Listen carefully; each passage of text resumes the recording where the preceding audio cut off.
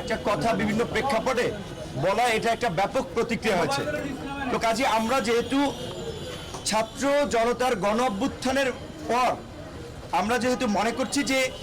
আওয়ামী লীগের এটা ঠিক যে অতীত অনেক ভালো ইতিহাস আছে, বাট গত 15 বছরে তার যে ইতিহাস সেটা পৃথিবীর সবচেয়ে জঘন্যতম ইতিহাস, এবং সর্বশেষ যে শাসক জনগণের উপরে গণহত্যা চালিয়ে বিদেশি আর্মি ইন্টারভেনশন করে ক্ষমতায় থাকতে চায় তার মতো দেশদ্রোহী প্রধানমন্ত্রী এবং সেই ফ্যাসিস্ট রাজনৈতিক দল বাংলাদেশে কোনোভাবেই রাজনীতি করতে পারে না। সেই জায়গা থেকে পরিষ্কারভাবেই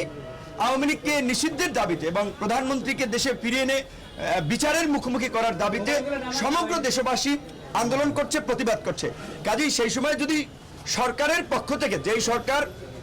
জনগণের ম্যান্ডেট নিয়ে জনগণের সমর্থন নিয়ে আমরা যাদেরকে ক্ষমতায় বসিয়েছি,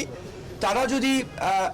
জনগণের জনমতের বিপরীত কথা বলেন তাহলে একটা প্রতিক্রিয়া তৈরি হয়। আজকে এই বিষয়টা আমরা তার কাছে জানতে চেয়েছি আসলে কি, এবং বর্তমান প্রেক্ষাপটে তিনি পরিস্থিতিকে কিভাবে দেখছেন, আমাদের কাছ থেকে কি সহযোগিতা চান এবং আমরা কি চাই তার কাছে। সেখানে তিনি পরিষ্কারই বলেছেন যে আসলে তার বক্তব্য হয়তো মিসকোট হতে পারে কিংবা বিকৃতভাবে প্রচার হতে পারে, কিন্তু তিনি নিজেও একজন এই জালিম সরকারের দ্বারা ভুক্তভোগী হিসেবে আমাদের কাছে উপস্থাপন করছেন যে তিনি আপনি সেনা একজন উচ্চপদস্থ কর্মকর্তা, অনেক দিন সেনা অনুষ্ঠানে দাওয়াত পান না, রাষ্ট্রীয় অনুষ্ঠানে দাওয়াত পান না। কাজেই তারা অবশ্যই এই যে গণহত্যা চালিয়েছে যে ঘাতকরা, তাদের বিচার চান এবং গণহত্যাকারীদের